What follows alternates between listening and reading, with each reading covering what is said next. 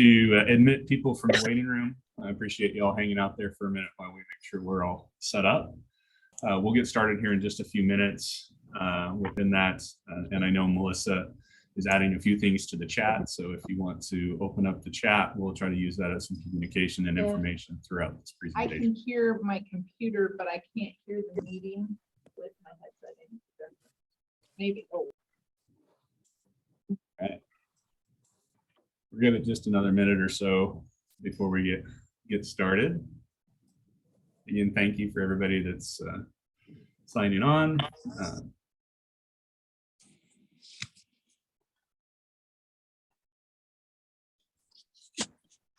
Melissa, if you don't mind, perfect. There you go. Melissa's going to be dropping some links into the chat that you might find useful throughout this presentation. Those links that she's dropping into the chat include our general program and grants overview that we shared during the in-person meetings of the community conversations, as well as links to our website and the listserv. If you haven't signed up for the listserv, shameless plug to please make sure that you do. It's the easiest way to get information for us from us along the way. All right. And Paul, we've got links we can drop into the chat, right, for subscribing and yes. Right? Yep, I believe those, or are they on? Oh, there they are. Thanks. They're coming in right now. Perfect. All right. So we still have some people coming in from the waiting room, but kind of the first pieces as we get going here, we'll kind of run through some of the logistics for today as we have people signing on. So Melissa, if you want to go ahead and bump that to the next slide would be great. All right, so I just kind of jumped in and started talking. My name is Paul Sell. I'm with the Youth Development Oregon and Youth Development Division. Appreciate you all being here today. We're going to do some more formal introductions from our YDD staff on the call here in just a few moments. But this is a rather large call that we're on today. I think there's over about 180, 190 registered people to join us today. So if you can, please know that the presentation is being recorded so that we can use this for future reference, as well as provide for those that weren't able to join us today. But also to please use the mute when you're not actively sharing, just so that we make sure that we can keep the calls open. And then the reaction and raise hand functions are enabled, so please feel free to use that. Abe in the background is going to be monitoring our chat and those functions, so please utilize both the chat and the reaction and raise hand functions along the way. Just a couple things to note, that we do have a question and answer time set up at the end of the presentation. So if it's not something necessarily directly pertaining to the slide that's on the screen, we may hold that question or that response until the end, just for timing restraints. Again, if we can please mute, would be great. You hear some background noise along that. And then just to note, we do have some breakout sessions and opportunities for processing, an opportunity to connect in a little bit smaller group that YDO staff will be helping host. Just a couple things to note, this presentation is trying to update the community conversations and kind of where we are at with the RFA writing process. So we will have to give that nice message of that we can't necessarily answer the question on the RFA questions that you might have, but we will take note of them and try to address them in the formal presentations around RFAs and those next steps. But we will try to answer as many questions along the way as we can within that. So just checking in with Brian, if I missed anything on that kind of introduction. If not, I'll turn it over to you. Thank you, Paul. No, I think you hit it. Again, for the record, my name is Brian Duttman, Youth Development Director. For those who've been involved with our conversations up to this point, we're starting to refer to the combined work of the division and the council as Youth Development Oregon. I'll talk about that in a second.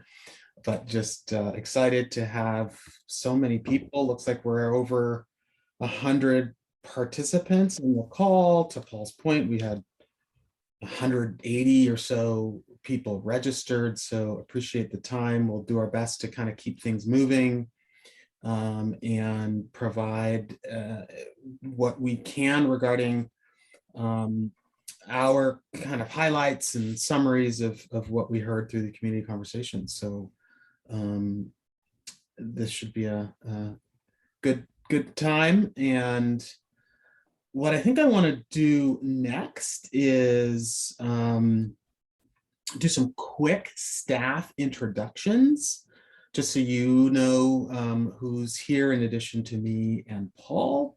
So I'm going to turn it over to our admin folks who've just done an amazing job in getting this meeting organized and dialed in, and the Zoom and the breakouts and all that other stuff. So I'll turn it over to Joy and then Melissa. Hi, everyone. My name is Joy Abuba. I'm the administrative specialist with Youth Development Oregon. It's great to meet you all, and I'm looking forward to the conversations we're going to have today. I'm going to pass it on to Melissa. Thank you, Joy and Brian. Melissa Gallardo. I am the executive support person for YDO, and I'm excited for today's meeting. Exciting to see you all. Thank you all. Paul, to you.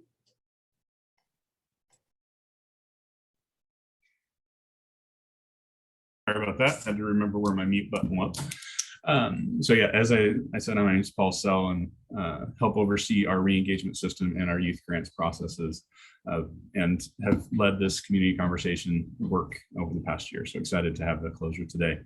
Another note before I turn it over to the rest of my team, we will be issuing a couple polls throughout, so please do take those and we'll share out those results on that. So Melissa, while we're doing the rest of the introductions, if you don't mind bumping the slide up, and then you can probably release that poll for people to take as we do introductions. Jared, I'll turn it over to you. Good morning, everybody. Jared Shaw, Grant Manager and Workforce Policy Analyst with YDO. I will pass to Molly. Good morning, everyone. I'm Molly Burns, and I am Grant Manager and Re-engagement Policy Analyst. It's great to see everyone here. And I'll go ahead and pass it over to Abe. Hello, I'm Abraham Magana. I'm a grant manager here with YDO. I'll go ahead and pass it to Jared. Nope, I just went. How about Sally? I'm Sally Deck. I'm another YDD grant manager, and I'll pass it to Cord. Hey, good morning, everybody. My name is Cord Bucher. I'm the Deputy Director here at Youth Development Division. Happy to see everybody. Really appreciate everyone's participation and all the work leading up to today, and happy you can join us. I'm going to pass it over to Lawrence. Hello, everyone, and thank you for joining us. My name is Lawrence White. I am the Racial and Ethnic Disparities Coordinator. And again, thank you for your time and your presence. And I'm going to pass it to Anya. Thank you, Lawrence. Good morning, everyone. My name is Anya Sikina. I'm the Prevention and Justice Manager for the Youth Development Oregon. And I don't know if anybody left in our staff. Was Bill? I think Bill. Give him a chance to introduce himself. Bill, it's you. Good morning. Bill Hansel, grant manager, do data work, a couple other things. Welcome all, and look forward to this meeting. I think that's it for staff. Great. Thank you all. Thank you, staff, for all the hard work. And I know that we've got some members of our council, Youth Development Council, also on the call. There's no way I can see all of you. So I might just, in the quickest of time, I think I saw Janelle's name pop up, maybe another council member. So very quickly, if there are council members who just want to just quickly say their names, maybe we'll start with Janelle.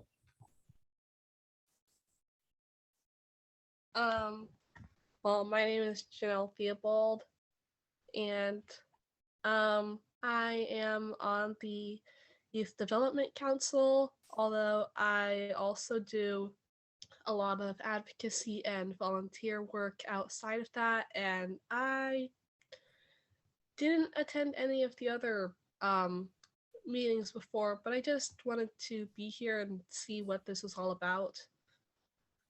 Awesome. Thank you, Janelle. I see Eric Cardella put his name in the chat.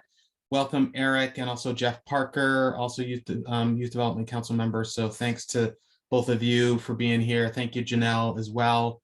All right, I'm gonna move on just because we want to keep things going.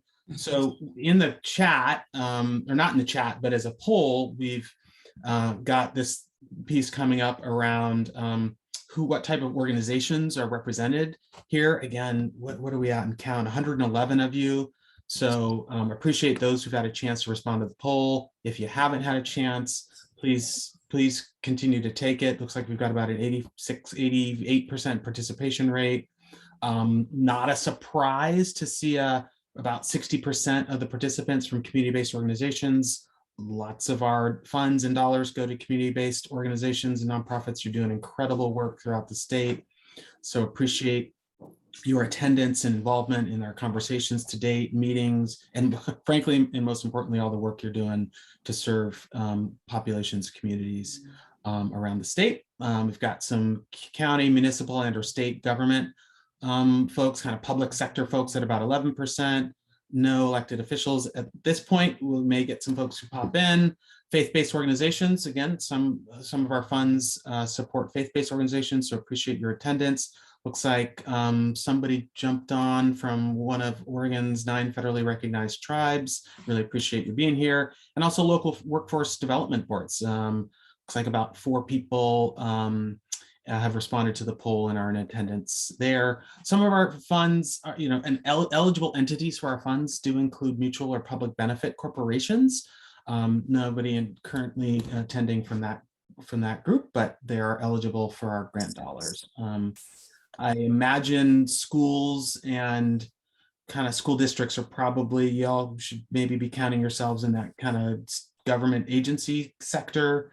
So if we've got any school or school district folks, we appreciate your being on.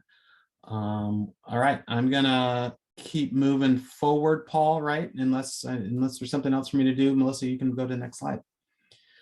So just a quick bit of background. We'll keep that poll going for a little bit more. Paul, leave it to you and or the other folks about when we should stop running that, but it's helpful just to have it up, and I think, it's getting updated in real time. But quick background and context for those who may be new to our work. Youth Development Oregon aligns this. We would ask you to please mute for the person who just joined or who came off mute. Thanks. Our mission is to align systems and invest in communities to ensure equitable and effective services for youth ages 6 through 24. I say that just straightforward and explicitly. I think most of you know that, but knowing that our work kind of picks up where the early learning, now what is it now? The Department of Early Learning and what's it, DELC? I'm forgetting the other word in their acronym, but the early learning folks, our work kind of picks up from where their age range ends, and we are working.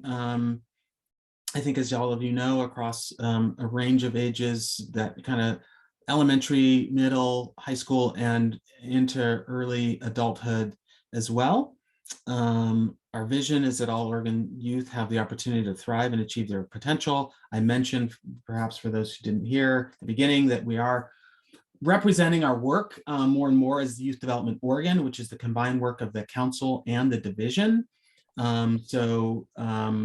Just know that if we make references to Youth Development Oregon, that really is the work of the council and the division. Hopefully, in some ways, it simplifies whether you YDC or YDD, and we will sometimes probably refer to ourselves as YDD, but just know that the Youth Development Oregon is kind of this new brand language that we're starting to use.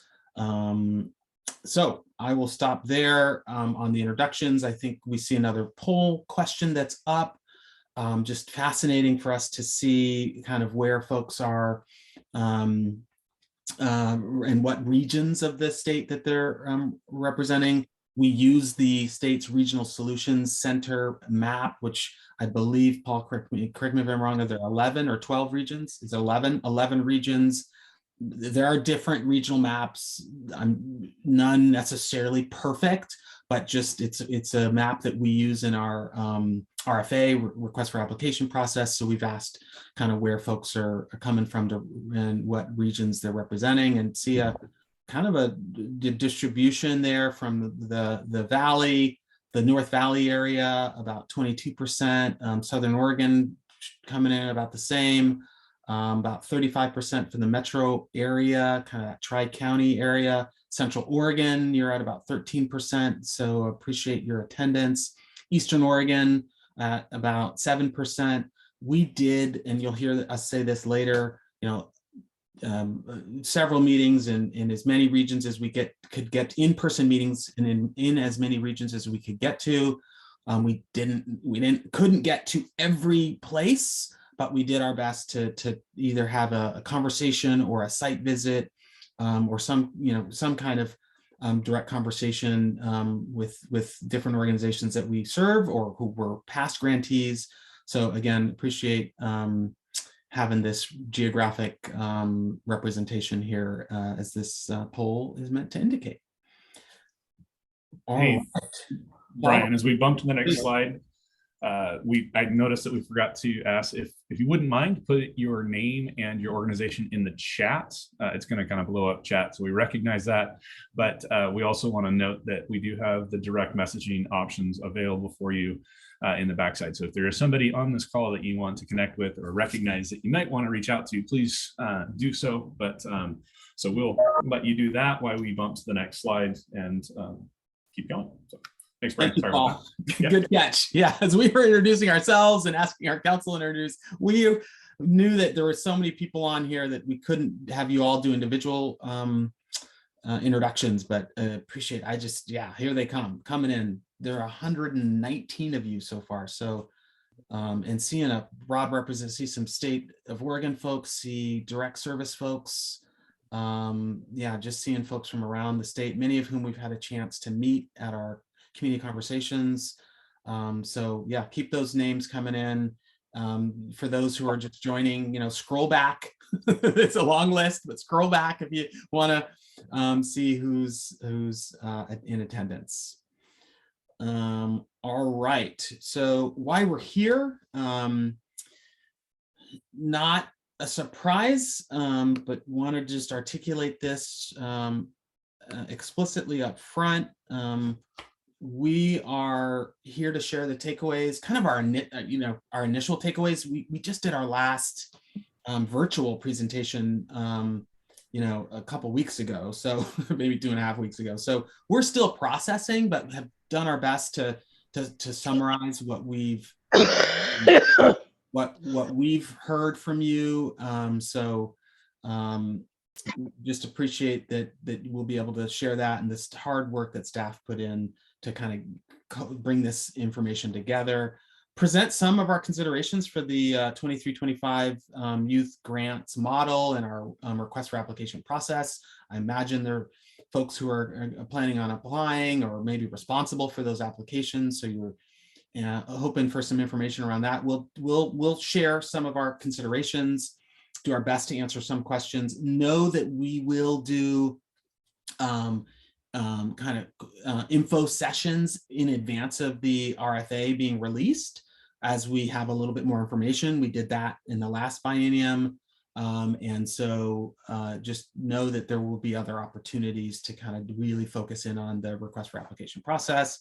And then just explore and hear a little bit. We have some polls that you see are happening, and we'll have a survey come up at the end where we are interested in hearing from you about ways to continue our collaboration and engagement. So we've appreciated those community conversations, saw great attendance and great engagement, and we want to continue to be supportive of those of other engagement and collaboration in your community.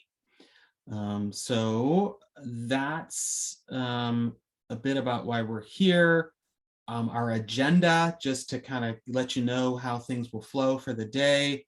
We're gonna do, we will have a breakout coming soon where you'll get to introduce yourself and just kind of maybe talk and process a little bit about some common themes. We're gonna present the data highlights, as I mentioned, and some of our as well as RFA, request for application considerations. We'll talk about our next steps. And then again, as I said earlier, we have a survey that we're going to ask you to respond to that can just help us think more about how we can continue to stay engaged with you. So that's that on why we're here. I think I'm going to turn it over. Nope, I get to do the next one. Paul, anything else on why we're here before we move forward? No, just the survey results that we're seeing is really, obviously, I think what I would have expected is to hear the updates on the YDO that we're considering for the next biennium. So obviously we'll share a little bit that later, as well as just kind of share out the takeaways. So hopefully you'll be able to see this information and kind of process it along the way based on those results. And I believe, Brian, this one might bump to me. Yeah, I think this slide. All right. It has mine. It does have yours. So I'm going to stop talking. I'll let you do it. I will do my best. And then Paul, as we've done throughout these conversations, we'll tag team as needed. I see the percentage. I'll just really quickly, the poll, like it's live, it's changing and shifting. But I did see it, some folks who are in attendance today who weren't able to come to any of those in-person community conversations, or perhaps not even a virtual one. So appreciate those folks who are kind of new to the space. So thanks for being here. All right.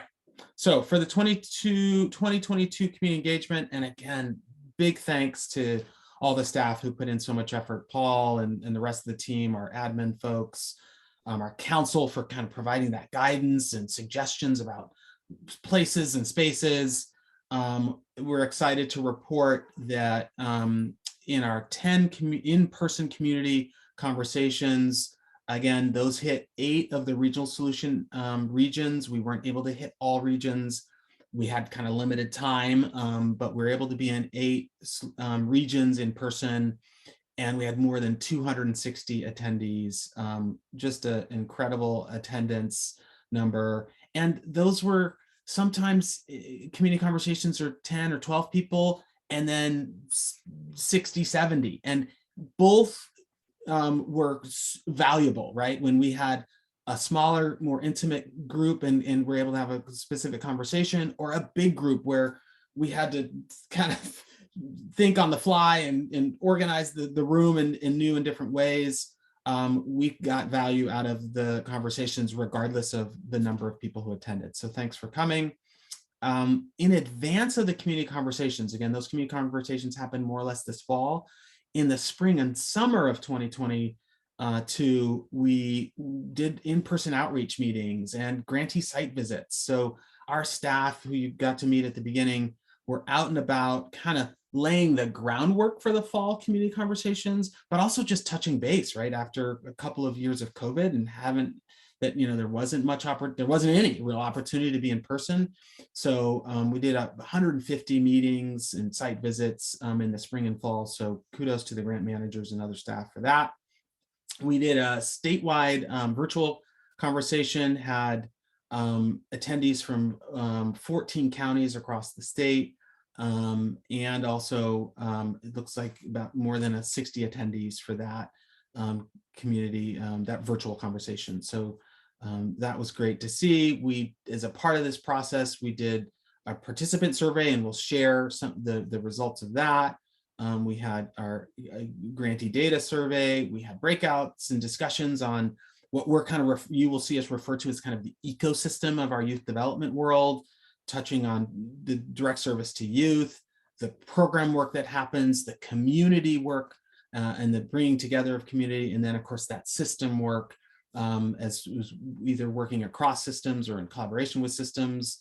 And then we did ask for some specific feedback, which folks took time probably after the community conversations around your aspirations, your concerns, and your recommendations. So it was a pretty robust effort. We're excited to kind of share what we heard, and that's just, again, the kind of overview of that community engagement effort. Paul, do you want to absolutely pick up any outreach? There's some outreach poll results. I don't know, you want to hit that, and then anything else I may have lost? No, can do. I think you covered it really well. I would say that from from the experience of being out at most of these events, it was great to connect with people, and I think people were very open, and organizations were very open with sharing the work that's currently happening and some of the challenges, actually a lot of the challenges that we're seeing both during COVID plus post-COVID around youth supports. So that's where we're going to jump into kind of the nitty-gritty of the presentation. The outreach poll, I'm seeing that about 56% of the people that are on the call attended one of our in-person ones, and then we have about the 45% others that may not have attended one of these. So appreciate the new joinees to this meeting, as well as those that had attended our in-person events along the way. So Melissa, if you want to go ahead and stop sharing that poll and bump to the next slide. So before we go into a breakout, we wanted to kind of give you an opportunity to see what we heard as the common themes along the way.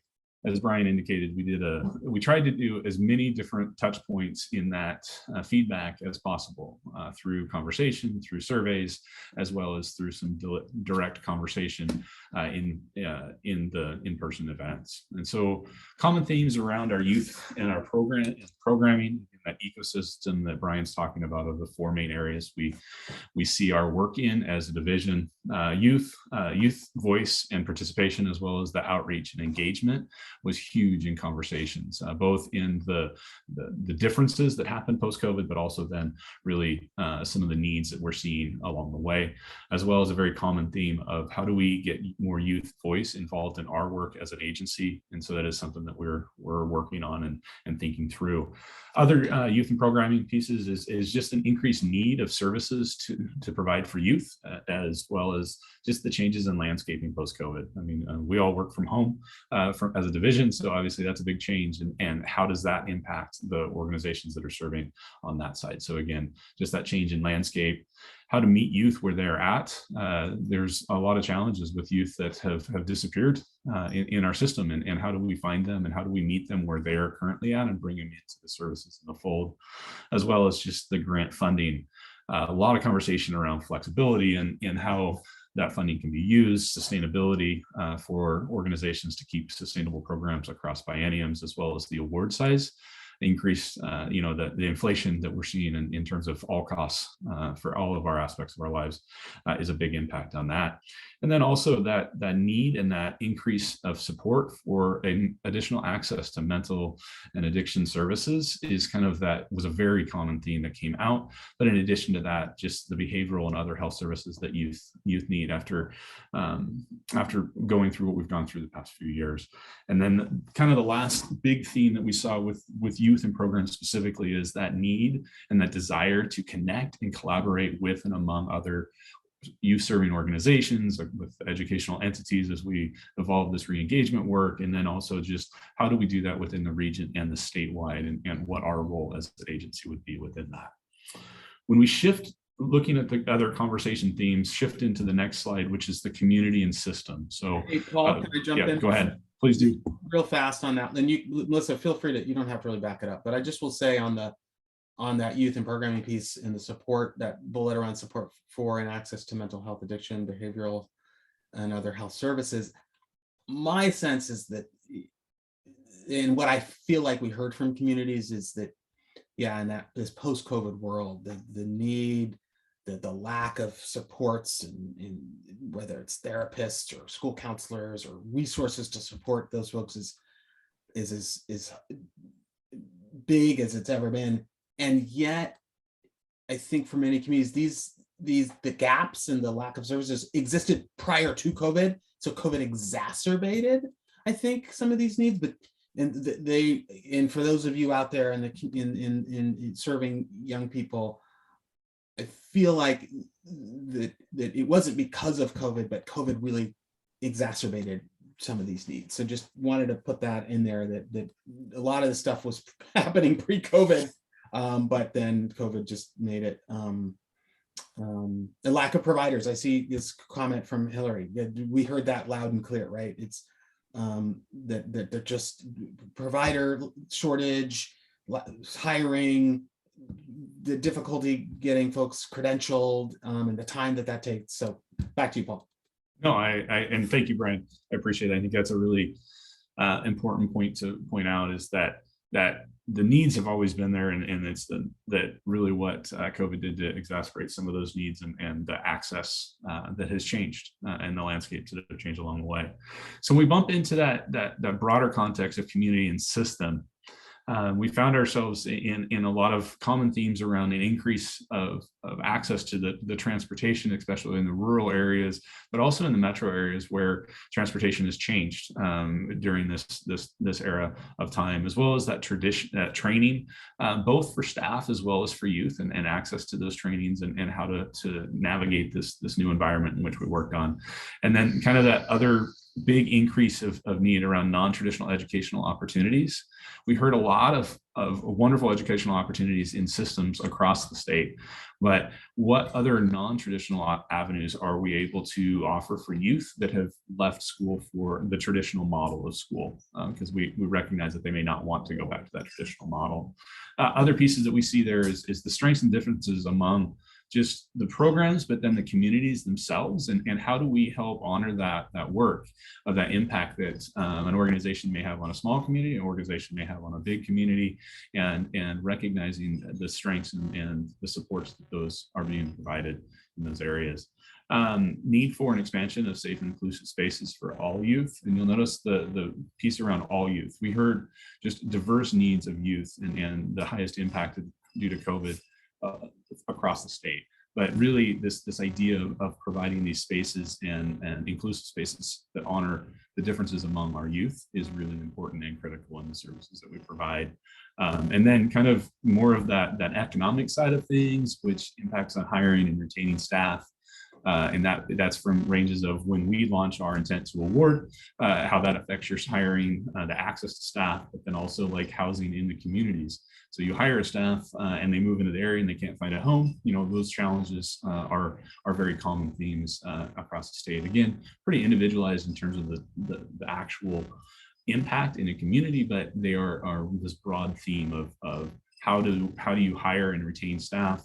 How do you provide the housing and the supports, both for staff, but also for youth and families that may be experiencing homelessness?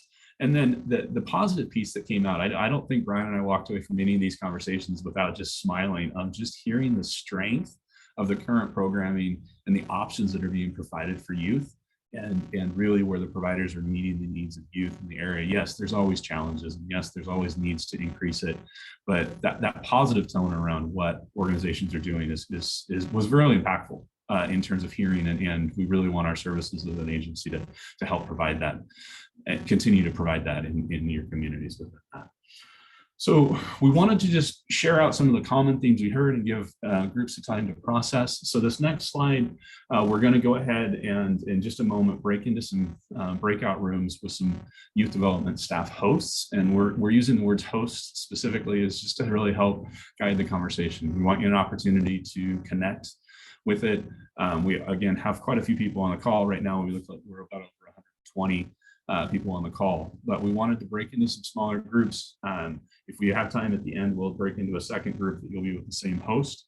But the concept of this group is just to reflect quickly on what you've heard thus far, kind of do a check-in within it. Each of the YDD staff will help you navigate that. I noticed that Joy, thank you, shared out some breakout room slides as a PDF. The room host will also be able to share that, which just really captures slides 7 and 8 and 9 for you in that breakout room. We're going to do a check-in about 8 minutes just to see how the conversation is going, but we'll probably be back here in about 10, 12 minutes.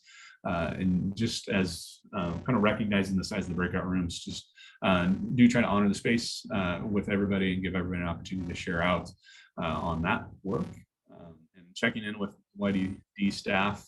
Any questions before we launch into it, or should we have Melissa share it out, and then we'll be back here in just a few minutes.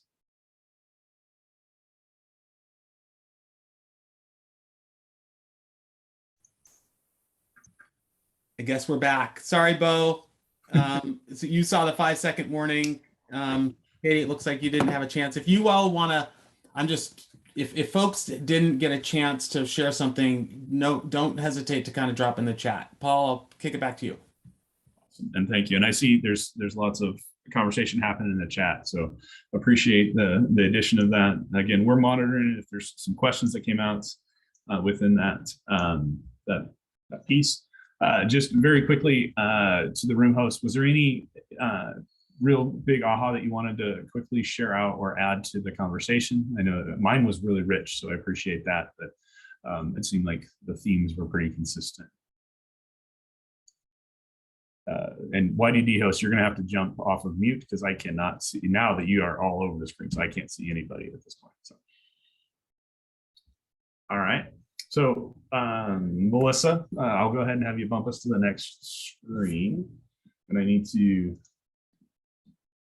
adjust here so I can get these pieces. So, the next part of this presentation really wanted to lay out what we heard through our survey and the information around impact. Again, we talked a lot about the themes, and really what the intent of these kind of next few slides is to really focus in on and what you might be able to anticipate along the way with our RFA considerations, as well as just some changes that you might see or some adjustments you might see within our agency's work.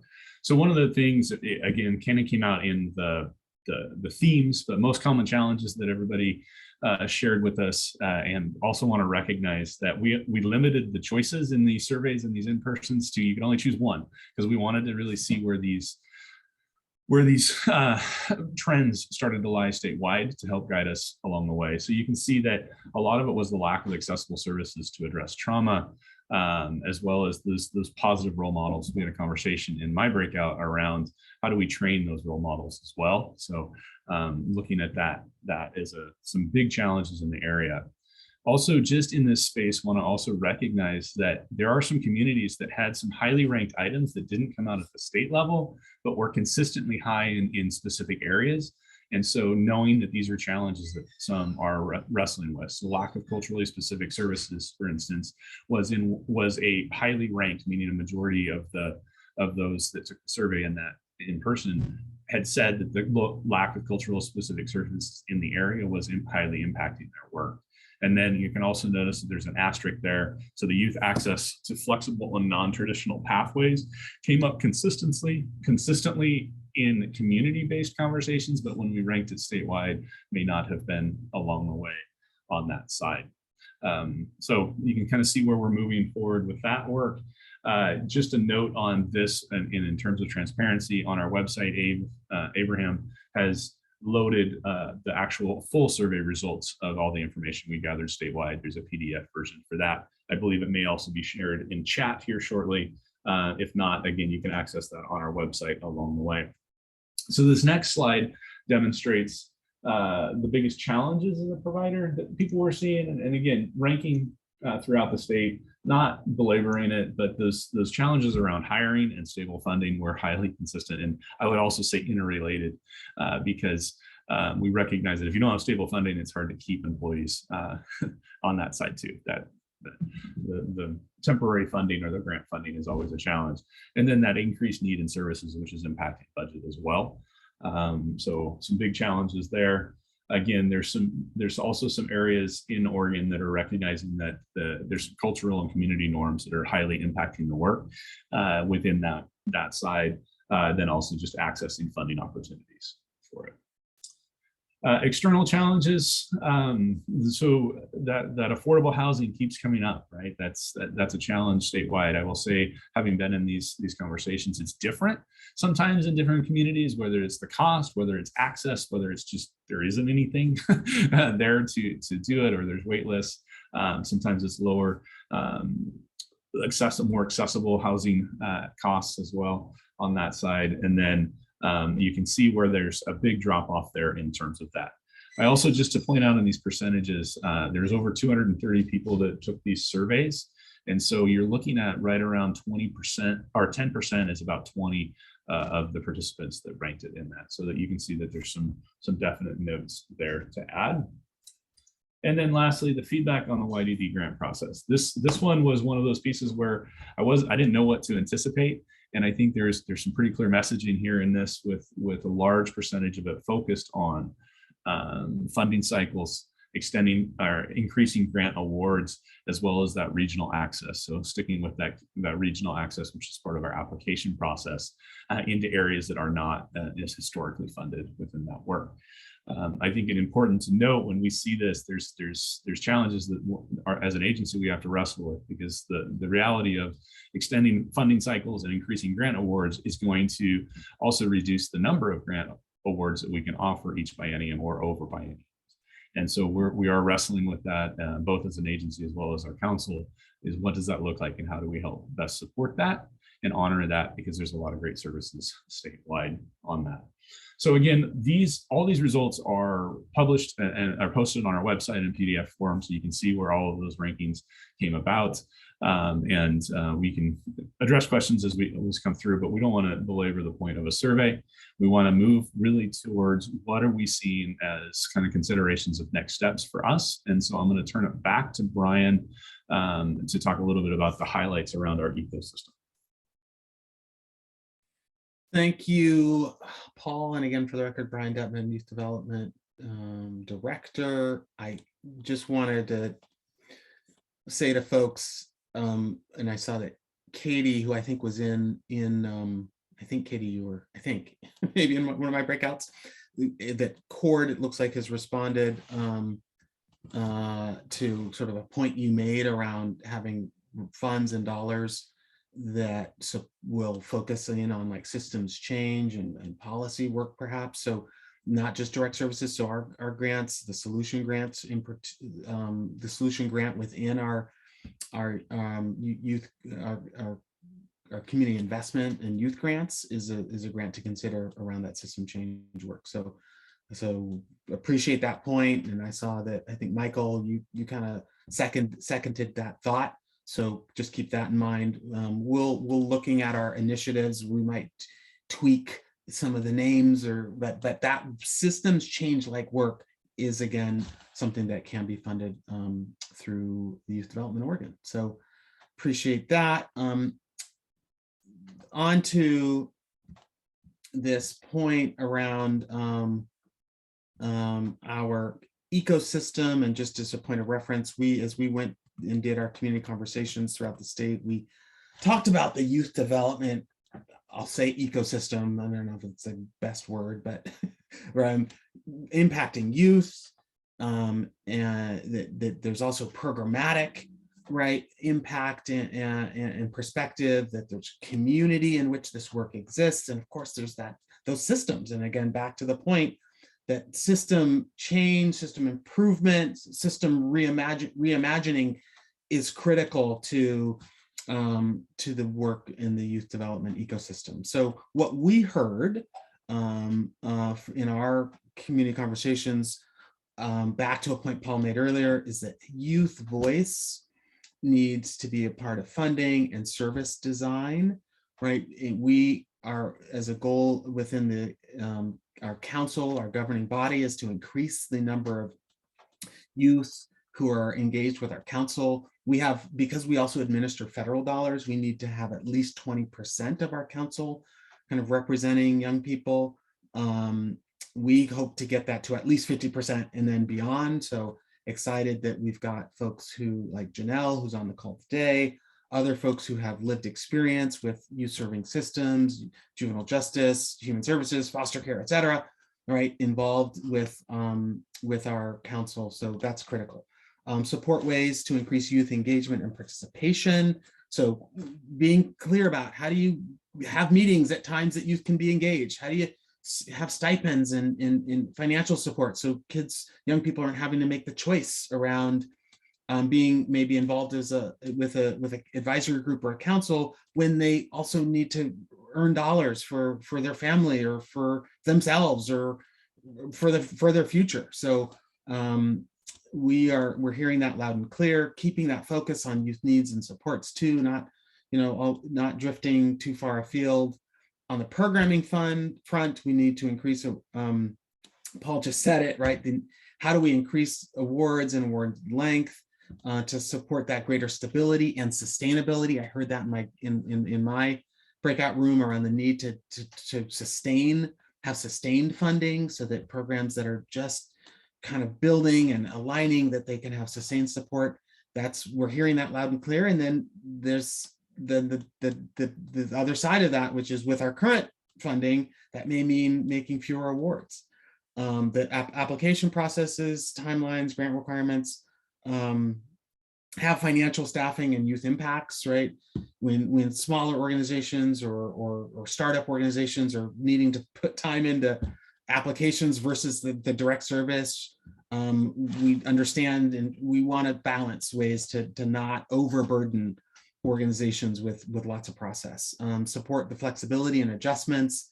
How can we do our best in youth development to have our funds be flexible, and that when you need to redirect dollars in a new way, we want to try to do our best to support you, and I think people appreciate that. It's just that conversation with your grant manager is so important.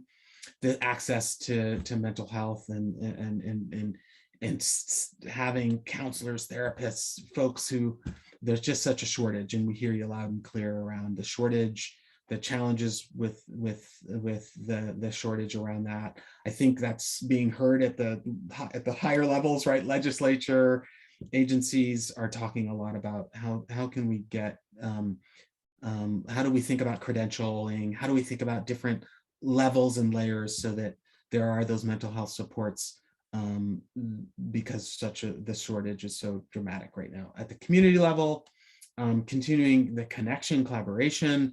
Folks who attended our meetings just appreciate the opportunity to exchange business cards and information. So we want to think more about that. Supporting those community-based supports and programming.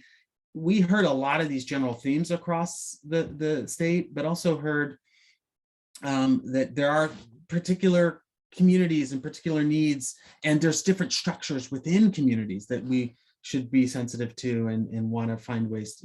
I think our funding finds the supports, find ways to support those structures that may be different from one community, one county to the next, one sovereign tribe to the next. Understand and recognize the diverse communities and need for support in all areas. Those culturally specific, linguistically supportive services are important. What may work in one place may not necessarily work in another place, not because the need is different, but because the structures and supports are different. So we really want to continue to be supportive of those community-driven solutions. And then at a system level, the need for system change, the need to measure impact and value, the qualitative information as well as quantitative, and again, not overburden people or overburden organizations. That there are systemic challenges at play, right, around housing, affordable housing, the workforce and hiring, around connections and between organizations and also public agencies. So we're hearing you loud and clear around that. And then again, to stay focused on those highest need populations. That's a hard one, but how do we continue to, with limited resources, stay focused on most vulnerable and marginalized populations? So we heard that in your feedback. So I will stop there. I see some questions in the chat, or at least one, and then we're going to do a poll. Paul, do you want to talk about when the RFA will be released, just real quickly, because that's a question in the chat, and then I think we're going to do another poll. Over to you. Absolutely. So why those are those of you who are taking the poll. So there was a question around when the RFA will be released. We are currently in the process of writing that and going through legal sufficiency with the state. Our hope and our goal is to have it released kind of that late winter, early spring range, which will allow us to have it open and consistent for intent to awards coming out right at the end of the this biennium at the beginning of the first. So that is our focus and our goal. Obviously, we don't have specific dates because there's a lot of process between now and that release. But again, looking to have that come out late winter, early spring in that regard for it. So I think it's a great question, and we're anticipating that one for sure on that. Well, those of you, actually, the poll looks pretty clear as people are doing it. It says that we're generally reflecting what we're seeing. Obviously, there's some adjustments within the community and the larger specifics of communities, but that poll is looking pretty consistent with that. We're hopefully capturing what you're typically seeing and adjustments. So this next slide is really going to be focused on some of the RFA considerations as the team again, we are still in process of writing that. We have all of our team members on the call today that are part of that writing the process. Just to kind of put in context again, that we are, as a team, we work with procurement and legal to make sure that our RFAs, our applications, requests for applications, are meeting all of those requirements. But once those are written, it does go to a volunteer review team that are just volunteers from around the state, from different state organizations, local organizations, and community members that are interested in supporting the work. And so once it goes to that, it is really up to those reviewers to determine those final awards. Just a little bit of a shameless plug. If you know those people that might be interested in helping participate in that, please do. There'll be some more information coming out on our listserv about when we are ready to receive those volunteers on that process. So the RFA considerations, you can see we have an intent to increase, and we're trying to figure out ways to increase youth perspective within the work, and both program design as well as choices programming. Access would be another key thing within that. How do youth access programming within that work? As Brian and I both alluded to, increasing amounts due to increasing costs and inflation, recognizing the fact that that is going to be a challenge with the number of awards that can be awarded out of our budget within that. And then also the regional awards, how do we address those regional areas that need or may not have historically received funding along the way as part of this competitive statewide process on it. We're seeking ways to have that intent to award at the start of the biennium. That's that July 1. Again, that's that timeline that we are doing everything that we can to try to expedite that. Currently, we're about 3 months and 3 to 4 months ahead of where we were the last biennium. So we're excited about that, trying to navigate through those processes, as well as getting grant agreements out earlier, recognizing that some of our organizations can't start the work and need that funding in order to even hire staff. And so those impacts are large. Recognizing and honoring the value and impact of a program or programming has in the community. So Oregon has a wide array of sizes of community throughout Oregon. And so an impact in an organization from an organization in a small community might be different than that in a larger community. And how do we honor and recognize that? Not only the impact, but also the capacity of those organizations in which they serve and the number of programs they may offer out of those. So trying to figure out how we best honor that through our application questions and the work that you're providing there. Create additional flexibility and adjustment to adjust to the current needs. As we've talked about, themes throughout this is that mental health access, right?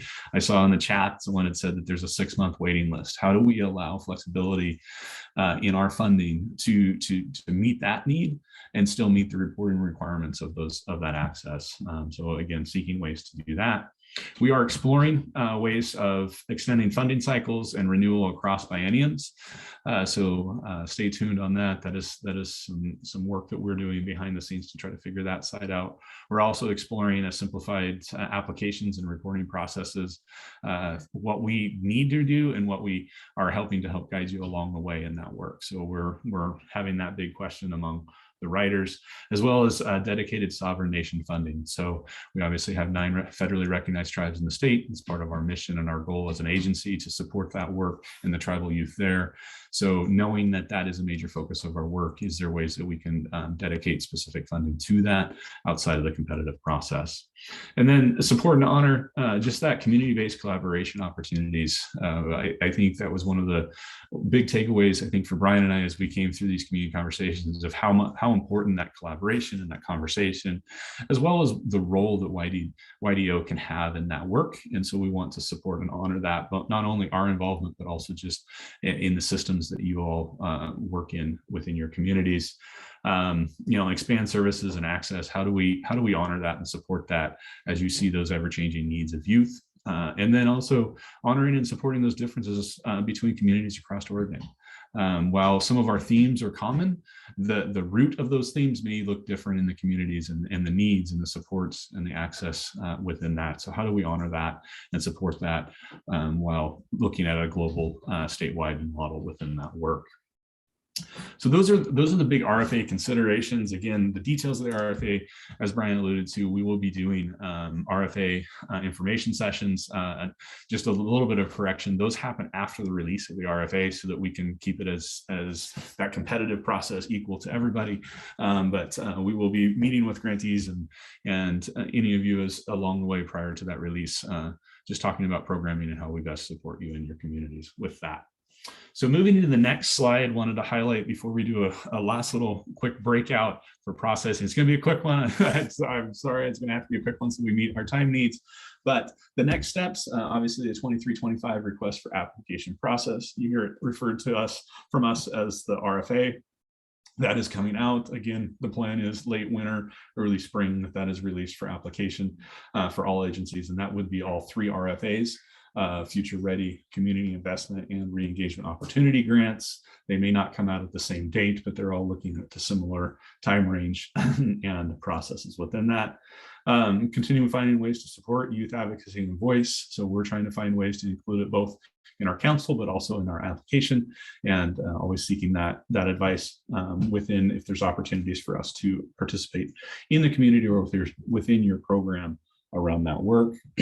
Obviously, that continued engagement with tribes and tribal leaders around that sovereign nation funding is important, and will be some next steps that you'll see us working in. And then those 4 other areas over there around expanding and connecting both in communities and allowing that within our grants, but also then collaborate more with agencies, community programs, and tribes and youth. Like, how do we continue to be that supportive voice with your programming at a state level, while honoring the regional and the community level voice of that work as well. So the next steps, again, there's a lot that's happening. We look forward to continuing connecting with you on that work. And I want to go back to chat, make sure I didn't miss anything. I'm happy to jump in. Perfect. Appreciate it. Just on one question that I'm seeing, and appreciate. Okay. I think it's Brian McCready asked about, and I'll just read it. It appears from the data YDD has collected over the years that there's evidence that this program is having a significant impact. Is there any support with the legislators to increase funding for this program? Appreciate the question, Brian. I think it's helpful for our council members to hear that observation. I don't know if there are other electeds on today's call.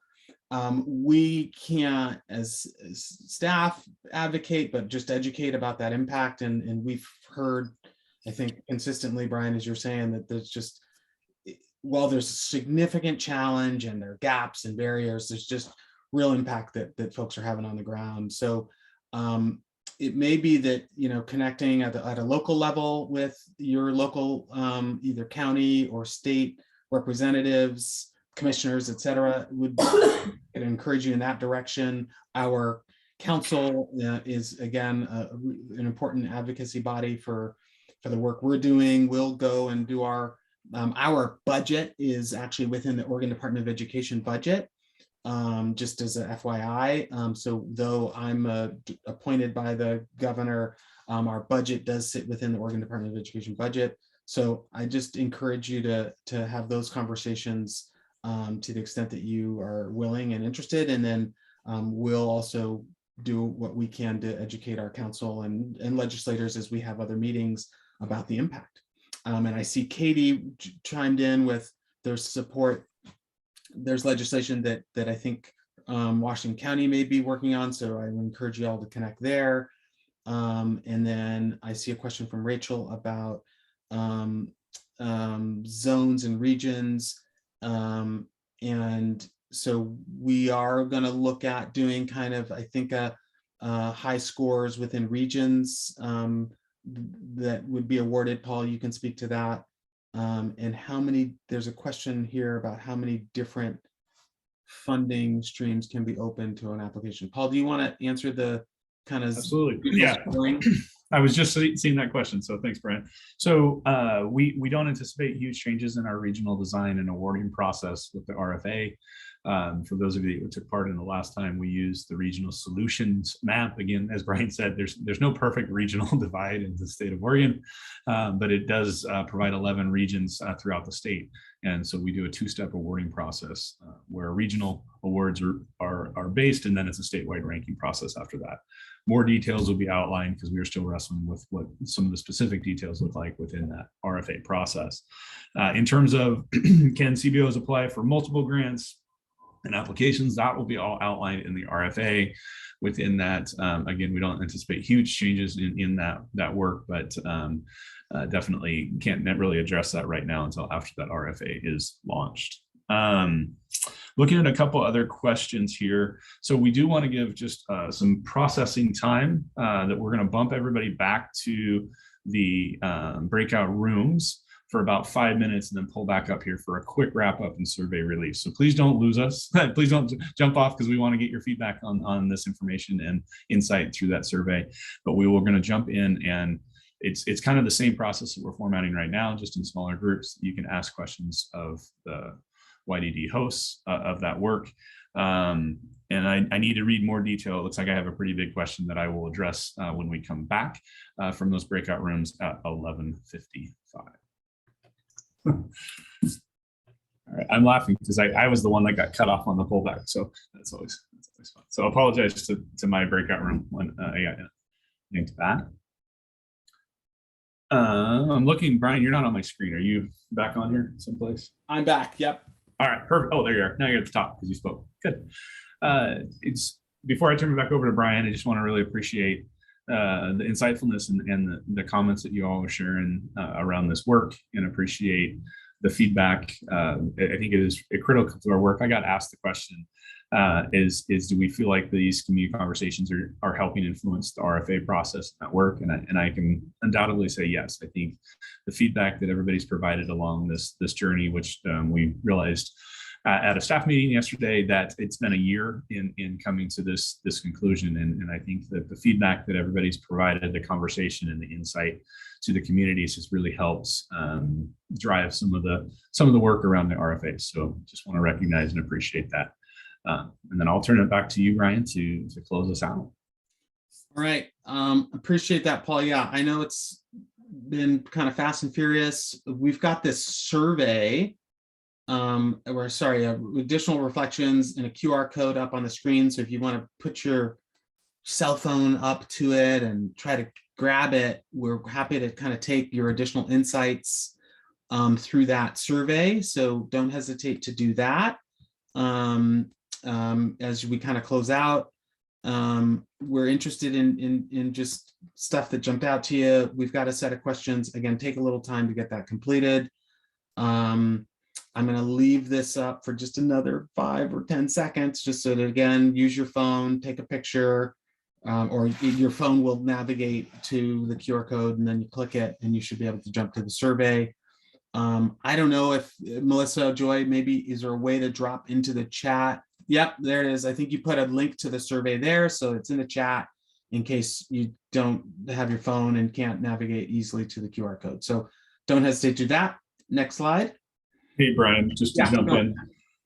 That survey is also linked on our website. So know that this presentation, the PDF version of this presentation, the PDF of the survey results, as well as this survey, are on our website under the Community Conversations tab and the registration for this event. So if you missed that, it's on there and accessible.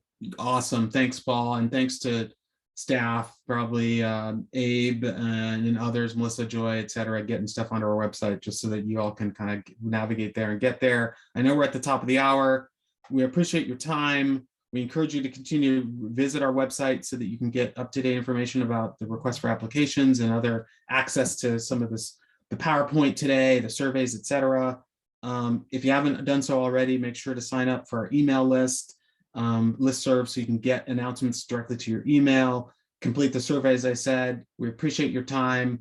Want to continue to stay focused on community and youth needs, meet youth where they're at, and we want to share their voice and their vision and involvement. We had the opportunity to connect with a number of young people as we were doing those community engagements. If you have a youth leadership group or an advisory group or a youth council or something that you'd like us to connect to, let us know. You've got our emails and email address, the Youth Development Division at ode.oregon.gov. So we'd love to have a grant managers or me or any one of us will try to make time to meet directly with your young folks and young adults, frankly, right? Speak up for those programs and the impact statewide. We saw some good information about different legislative things that are happening. Session begins next week. So encourage you to stay engaged with that and just encourage you and appreciate your support for youth development, youth success,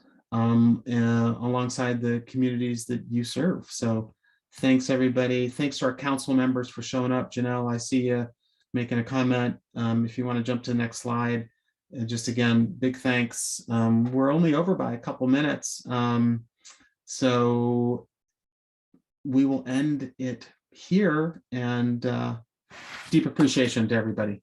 Thank you so much.